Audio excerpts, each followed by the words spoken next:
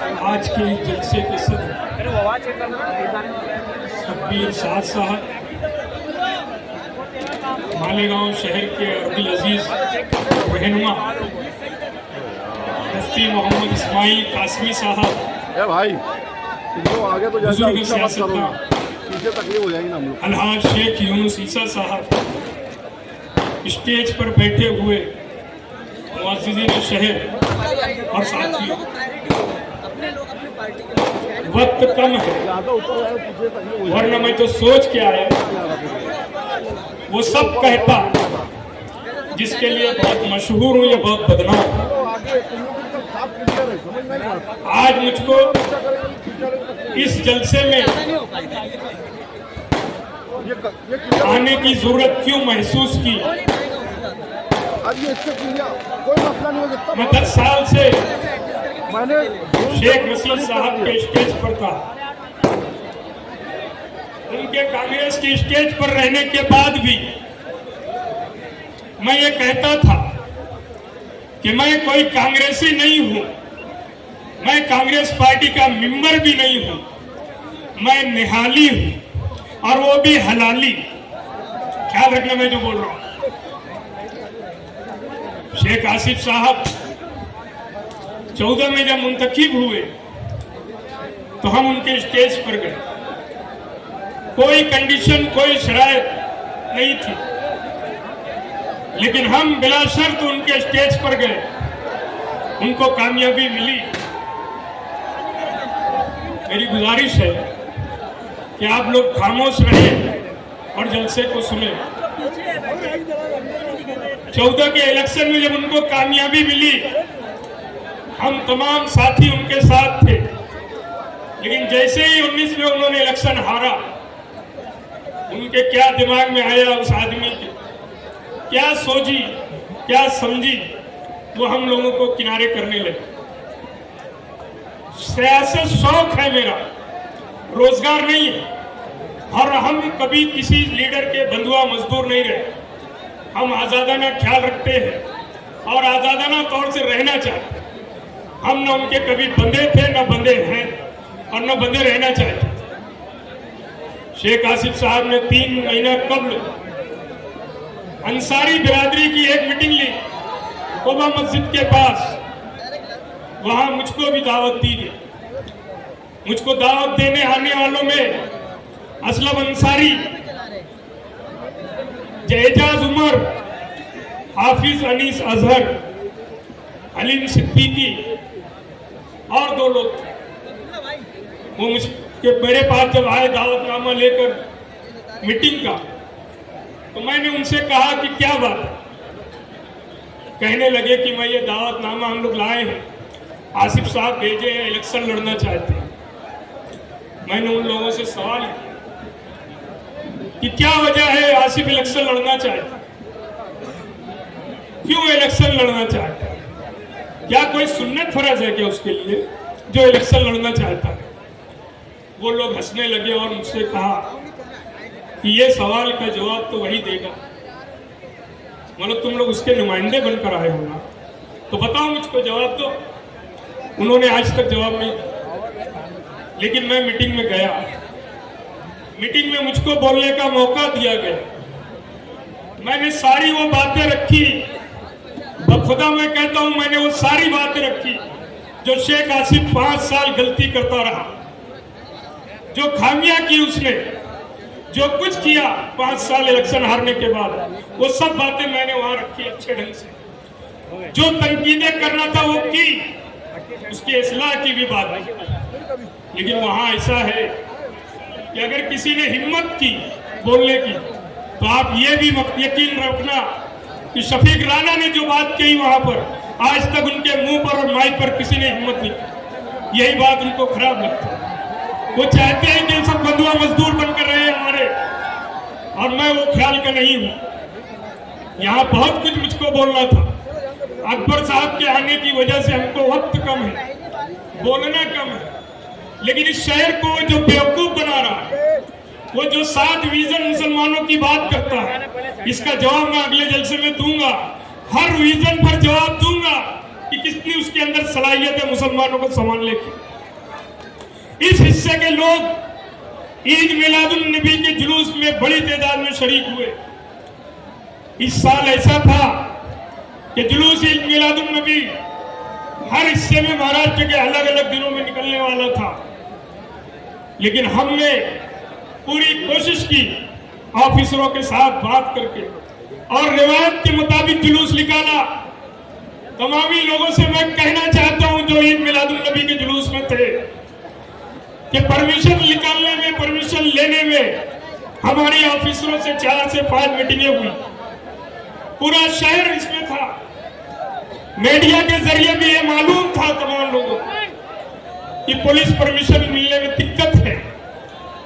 ये शेख आसिफ जो जुलूस ईद मिलादुन नबी के वक्त हर साल जुलूस में रहा करता था, इस साल वो कहीं जुलूस में नहीं था। जुलूस में सैयद अमीर कादरी साहब का इस्तेकबाल करता था, यूसुफ का इस्तेकबाल करता था, लेकिन आज ये जो जुलूस निकला इस साल, ये शेख आसिफ कहीं नहीं था। क्या उसको डर था पता नहीं, लेकिन याद रखना जो हरा झंडा और मुसलमानों की बात कर रहा है, नारा तकबीर अल्लाह अकबर नारा लगाकर जो असेंबली में जाने की बात कर रहा है, वो इस साल ईद मिलादुन नबी के जुलूस में शरीक नहीं होता। मुसलमानों की बात करने वाला ईद मिलादुन नबी के जुलूस में शरीक नहीं होता, लेकिन 24 घंटे के बाद गणपति विसर्जन का जब जुलूस निकलने वाला होता है कुसुम्बा रोड से, वहां बराबर हाजिर होता है। क्या वजह है, ये आप लोगों को सोचना चाहिए। मुसलमानों की हमदर्दी में बात करने वाला ये शख्स कितना बहादुर है मैं जानता हूं, मुझको मालूम है ये कितना बहादुर है। 10 साल इनके साथ रहने के बाद मैं हर चीज, हर पहलू इनका जानता हूं ये कैसे लोग हैं। अगर गुंडागर्दी की बात ये करते हैं तो याद रखना सबको 2 हाथ है 2 पैर है, ये ख्याल रखना। और डराने की जो बात होती है, यकीन मानना मैं बाजू में रह कर देखा हूं ये कितने बहादुर है, कितने को मारेंगे ये लोग, ये आप लोगों को ख्याल रखना चाहिए। बिला खौफ और खतरा आप इस हिस्से के लोग इलेक्शन में काम कीजिए मुफ्ती इस्माइल का। मैं यकीन दिलाता हूं कि कहीं अगर कुछ हुआ, कहीं कोई बदनज़मी की बात की गई, तो यकीन मानना हम इलेक्शन हर हाल में जीते। वो गलती करेंगे किसी वर्कर को हाथ लगाकर, ये क्या रहे। और अगर कहीं कर दिए तो हमारी भी टीम तैयार है। हम मुकाबला करने आएंगे, लेकिन कानून के साथ आएंगे। हम न बंदूक लाएंगे न लाठी लाएंगे, लेकिन कानून का सहारा लेकर इंतकाम लेंगे। ये सलाहियत अल्लाह ने हमें दी थी। कैसे टकराना है इनसे, कानून का सहारा लेकर कैसे इनसे टकराना है, ये हम जानते हैं। जो आज हरा झंडे की बात चिल्लाहट कर रहे हैं, 1 साल से ये पार्टी बना रहे थे, रजिस्ट्रेशन कराया है इन लोगों ने सियासी पार्टी, उसके बाद भी ये आप लोगों को, शहर की आवाम को धोखा दे रहे। इस्लाम नाम की पार्टी इन्होंने जो बनाई, आप यकीन मानना इस्लाम का फुल फॉर्म बनाकर इन्होंने इंडियन सेकुलर और आगे क्या क्या है उनको भी नहीं मालूम। लेकिन आज वो जब मुखालफत हुई, शहर की आवाम ने मुखालफत की, 2 ही घंटे बाद जो मुखालफत शुरू हुई इस्लाम पार्टी की, तो इनको अपना फैसला बदलना पड़ा। लेकिन आज भी ये धोखा दे रहे हैं। जिस नाम से इन्होंने पार्टी रजिस्ट्रेशन कराया है उसको बदला नहीं है, उसका शॉर्ट फॉर्म आज भी इस्लाम है। ये धोखा दे रहे हैं मुसलमानों को, ये इस्लाम से खिलाफ कर रहे हैं। इनको बोलो जो रजिस्ट्रेशन में नाम है, जहां आपने रजिस्ट्रेशन कराया है 100 लोगों के नाम से, बताओ आप खुद उस पार्टी के मेंबर तक नहीं बने, सदर सेक्रेटरी तो दूर की बात। 100 लोगों के रजिस्ट्रेशन में शेख आसिफ खुद मेंबर नहीं है। इंडियन सेकुलर पार्टी जो बनाया है, मुसलमानों को धोखा देकर बनाया। इस्लाम नाम की पार्टी का आज भी ये प्रोपेगेंडा कर रहे हैं और लोगों से कह रहे हैं, ये समझ लो अपने लोग, ये सब जो बातें की जा रही है मुसलमानों को धोखा देने। इस्लाम नाम की पार्टी आज भी वो अपने पास रखे हैं।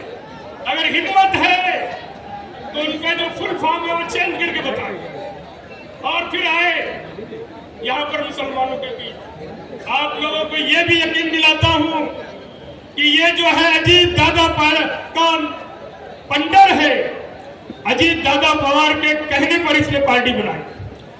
यहाँ पर महाराष्ट्र में जो इनका गठबंधन है, शिवसेना, बीजेपी और अजीत दादा का, ये जो मालेगांव की सीट है, ये अजीत दादा पवार की सीट है। आप अगर एनडीटीवी देखोगे, उस पर बताया गया कि मालेगांव शहर की जो सीट है, ये अजीत दादा पवार के कोटे की है। यहाँ पर वो सीट अजीत दादा ने अपने नाम से नहीं खड़ी की, लेकिन अजीत दादा पवार का ये नुमाइंदा बन के मालेगांव में मुसलमानों को धोखा दे रहा है। आप लोग यकीन मानना, ये अजीत दादा का पंटर है, उसका यहाँ पर एक हरगा है, धोखा दे रहा है मुसलमानों को। इनकी डील है कि अगर चुन के आए तो अजीत दादा के ग्रुप में रहेंगे। मुफ्ती साहब ने महीनों पहले कह दिया था कि ये अजीत दादा से करोड़ों रुपया लेकर आया है। मुसलमानों को धोखा देने के लिए मस्जिदों में जो सोलार की बात की जा रही है, आज मालेगांव में 400-500 मस्जिदें हैं, 110 की बात क्यों की? बहुत तुम्हारे अंदर काबिलियत थी तो शहर की तमाम मस्जिदों में सोलार लगाते। इस्लामपुर में धोखा दिया गया, बुनकरों को लुभाने की बात की गई कि मैं तमाम ही कारखानादारों को 1 लूम से 12 लूम 24 लूम के कारखानादारों को सोलार लगा के दूंगा। तो इतना बेवकूफ समझता है शहर के लोग। और कोई बेवकूफ बनता होगा तो बने, हम नहीं बनने वाले। जो पावर करे सरकार कम नहीं करती, बिजली का दाम कम नहीं किया जाता। बताओ वो सरकार क्या बगैर पैसे के पावर लूम चलाने देगी, बिजली का दाम नहीं लेगी? इतना बेवकूफ समझ लो। सोलार लगने के बाद बिजली के बिल नहीं आएगा, तो कारखानादार इतना बेवकूफ नहीं है कि वो सोलार के नाम पर तुमको वोट देगा। तेरे 40-35 याद है? बोलो बुनकरो, तेरे 40-35 याद है कि नहीं? तेरे 40, मैं राष्ट्रवादी कांग्रेस पार्टी के जनरल सेक्रेटरी होने के बाद भी कभी तेरे 40-35 की एक पैतरी नहीं आज तक चढ़ा था। इसलिए कि मैं पहले बुनकर हूं, पहले एक अंसारी हूं, मैंने कभी वो बात नहीं की बिरादरीवाद। मुफ्ती साहब को कहा जाता है अंदर बैठे कि वो बिरादरीवाद करते हैं। आप यकीन मानिए, मुफ्ती साहब की सियासी जिंदगी जो गुजर रही है, पहला मेयर इन्होंने शेख नजमुद्दीन खजूर वाले को बनाया, दूसरा मेयर इन्होंने मालिक अब्दुल मालिक को बनाया, तीसरा मेयर इन्होंने इब्राहिम सेठ को बनाया। बताओ, कहीं इन्होंने बिरादरीवाद नहीं। आज भी जिस पार्टी से मुंसलिक है, उस पार्टी के जो सदर है वो शेख मालिक, शेख यूनुस ईसा, शेख खालिद, डॉक्टर साहब, इनकी पार्टी से मुंसलिक है। मैं आप लोगों से गुजारिश करने आया हूं कि बाकी बात बाद में करूंगा, आज वक्त कम है। मैं वो सब बोलूंगा जो मैंने वहां देखा है। आप लोगों से गुजारिश है कि आने वाले 20 नवंबर के चुनाव में आप अपना कीमती वोट शहर के मौजूदा एमएलए मुफ्ती इस्माइल कासमी को दे, जिनका निशान पतंग है। आप पतंग पर अपना मोहर लगाए और भारी अक्सरियत से मुफ्ती इस्माइल को वोट दें। ये इलेक्शन करो या मरो का है। आज इनको दफना दो, कल ये सर न उठा सके, ये काम हमको करना है। और बिना खौफ व खतरा रहे, कहीं डरने की जरूरत नहीं है, हम आपके साथ हैं। इस शेर के साथ मैं अपनी बात खत्म करता हूँ कि हम आतिश सोजा में भी हक बात कहेंगे, हम आतिश सोजा में भी हक बात कहेंगे, कुंदन की तरह दहर में बंदा रहेंगे, कुंदन की तरह दहर में ताबंदा रहेंगे। तारीख बताती है हर दौर सितम में, तारीख बताती है हर दौर सितम में, हम जिंदा थे, हम जिंदा है, हम जिंदा रहेंगे। खुदा